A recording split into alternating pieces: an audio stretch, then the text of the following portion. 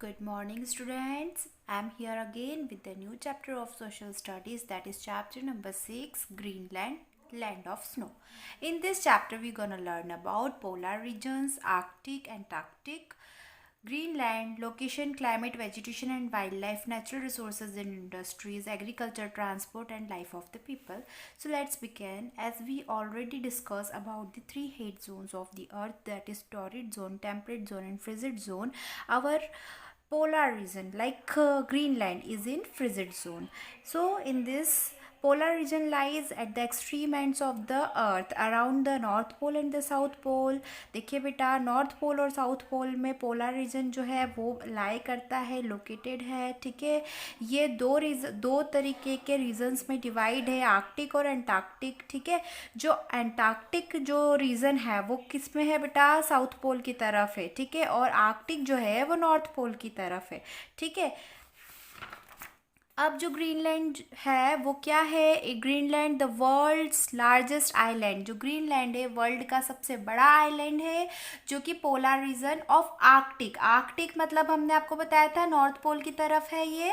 ठीक है, इसका टोटल एरिया है 2,17,05,600 स्क्वायर किलोमीटर्स. ठीक है, एरिक द रेड जो कि फर्स्ट यूरोपियन था जिसने एक्सप्लोर किया था ग्रीनलैंड को. ठीक है बेटा, उसने अपने 3 साल दिए थे इसको एक्सप्लोर करने में, और इसी वजह से उसने उसका नाम क्या रख दिया था, ग्रीनलैंड नाम रख दिया था, इस होप के साथ कि शायद ये जो नाम है ये लोगों को एनकरेज करे, उत्साहित करे इस जगह को घूमने आने के लिए और यहाँ पर सेटल होने के लिए. The name of the country in Greenlandic is Kalaallit Nunaat, land of Kalaallit. देखिए बेटा, जो इस जगह का, इस कंट्री का ग्रीनलैंडिक है उसका नाम जो है वो कलालिथ नुनाथ है, जिसको हम लैंड ऑफ कलालिथ भी कहते हैं.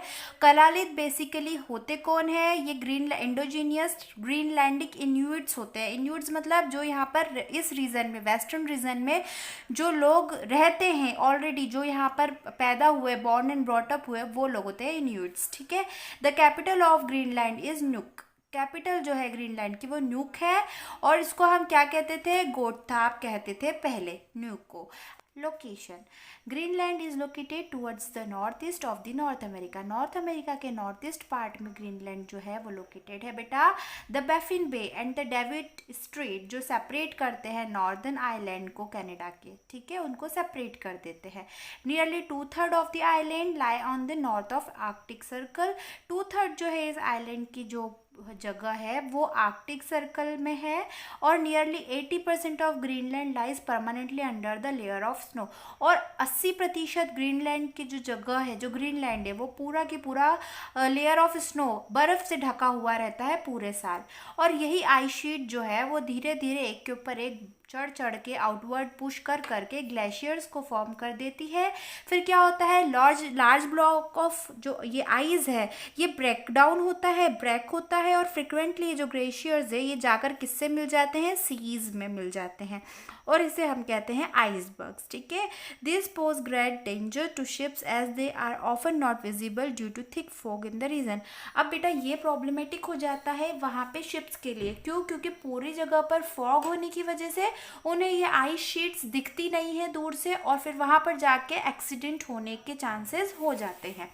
Climate, as Greenland lies in the frigid zone it is very cold throughout the year. बेटा क्योंकि ग्रीनलैंड जो है वो फ्रिजिड जोन में है, हमने आपको पहले ही बताया था, इस वजह से ये पूरे साल बहुत ठंडा रहता है.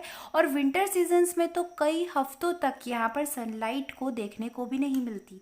ठीक है, इसी वजह से यहाँ पे स्नोफॉल होती है बहुत ज़्यादा, और स्नोफॉल होने की वजह से इसका टेम्परेचर जो फ्रीजिंग पॉइंट होता है उससे भी नीचे चले जाता है. ठीक है, समर्स में क्या होता है, यहाँ पर कुछ हफ्तों के लिए सनलाइट मिल जाती है और वेदर थोड़ा सा ब्राइट और सनी हो जाता है. ठीक है, लेकिन फिर भी यहाँ का टेम्परेचर जो है वो फ्रीजिंग पॉइंट के क्लोज ही रहता है. वेजिटेशन और वाइल्ड लाइफ की अगर हम बात करें तो यहाँ पर बहुत ज़्यादा हम लोग कुछ उगा नहीं सकते बेटा. यहाँ पर कुछ प्लांट समर्स में उग सकते हैं, लाइक जैसे ग्रासेस हो गए, मोसेस, लिचन्स, बुशेस, वो उग जाते हैं, और कुछ फ्लावर्स जो है स्प्रिंग सीजन में यहाँ पर उगते हैं. लेकिन यहाँ पर जो है जनरली ब्लूबेरीज, क्रैनबेरीज ये भी यहाँ पर उग सकती है, बस बाकी और कुछ भी नहीं. यहाँ पर ऐसे ही जानवर रह सकते हैं बेटा अगर हम वाइल्ड लाइफ की बात करें तो ऐसे जानवर रह पाएंगे जो बहुत ज़्यादा एक्सट्रीम कोल्डनेस को बियर कर सके, सिर्फ वैसे ही जानवर रह सकते हैं। जैसे कि हम उसके कुछ एग्जाम्पल देख लेते हैं, polar bear, caribou, mink, musk ox, ये आप देख सकते हैं। इस तरीके के जानवर यहाँ पर रह सकते हैं, बाकी नॉर्मल जानवर यहाँ पर सर्वाइव नहीं कर पाए थे। नेचुरल रिसोर्सेज एंड इंडस्ट्रीज, तो अगर हम इसकी बात करें नेचुरल रिसोर्सेज की, तो deposits of coal, diamond and many metals including silver, nickel, platinum, copper, iron, uranium are known to exist but due to climatic condition they are not yet been utilized। देखिए बेटा यहाँ पर कोल भी present है, diamond, metal, silver, निकल सभी कुछ है, लेकिन क्लाइमेटिक कंडीशन की वजह से वो यूटिलाइज नहीं हो सकते। The island is also believed to have some of the world's largest remaining oil resources. Not only this, there is a large surplus of hydropower। यहाँ पर बहुत क्वांटिटी में hydro power plus oil resources भी हैं। The main industries of Greenland is fishing, व्हेलिंग and seal hunting were one the most important trade off Greenlands economy. देखिए बेटा, Greenland की economy मतलब यहाँ पैसों की बात की गई है, उसे बढ़ाने के लिए यहाँ पर जनरली लोग क्या करते हैं, फिशिंग करते हैं, व्हेलिंग करते हैं या सील हंटिंग करते हैं, ठीक है, उसका ट्रेड करते हैं। However due to controversies the market of their product has become limited. पर क्योंकि कंट्रोवर्सीज की वजह से यहाँ का जो मार्केट है वहाँ पे प्रोडक्ट बहुत लिमिटेड मिलते हैं। एग्रीकल्चर, तो यहाँ पे सिर्फ 1% ऐसा बोल सकते हैं जगह है या 1% ऐसी लैंड है जो कि क्रॉप्स उगाने के लिए सुटेबल है। और उस पर क्रॉप्स भी कैसे उगते हैं, पोटैटो के जैसे, लाइक पोटैटो जो हम हमारे घर में आलू यूज़ करते हैं, लेकिन यहाँ के रिक्वायरमेंट के अकॉर्डिंग वो भी बहुत कम हो पाते हैं, ठीक है। और कुछ क्रॉप्स जैसे कि apple, strawberries, broccoli, cauliflower, cabbage, carrot, यहाँ पर ये भी अभी अभी नए नए तरीके से उगाने लगे हैं लोग, ठीक है।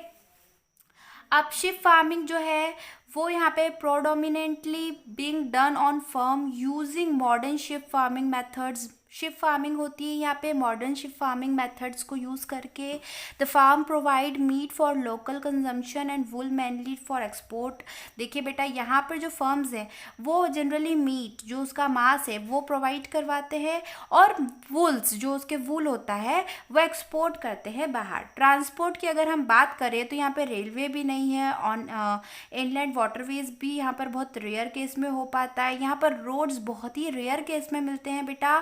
कुछ फर्म्स हैं जो कि साउथ में है, उनमें थोड़ी बहुत रोड्स है जो कि छोटी मोटी गाड़ियाँ वहाँ पर चल जाती है, शिप फार्मिंग हो जाती है है कलेक्शन के लिए और शिप फार्मिंग के लिए। यहाँ पे सबसे ज़्यादा कॉमनली यूज जो होता है वो एयर ट्रैवल होता है, ठीक है बेटा। ये बहुत ज़्यादा इंपॉर्टेंट होता है because most vegetable and fruit imported from Denmark by air, क्योंकि यहाँ पे वेजिटेबल्स और फ्रूट्स जो है इम्पोर्ट होते हैं डेनमार्क से एयर के थ्रू। अब यहाँ के लोगों की लाइफ कैसी होती है, तो Greenland has a very small population. Greenland में बहुत छोटी पॉपुलेशन, बहुत कम आबादी है बेटा।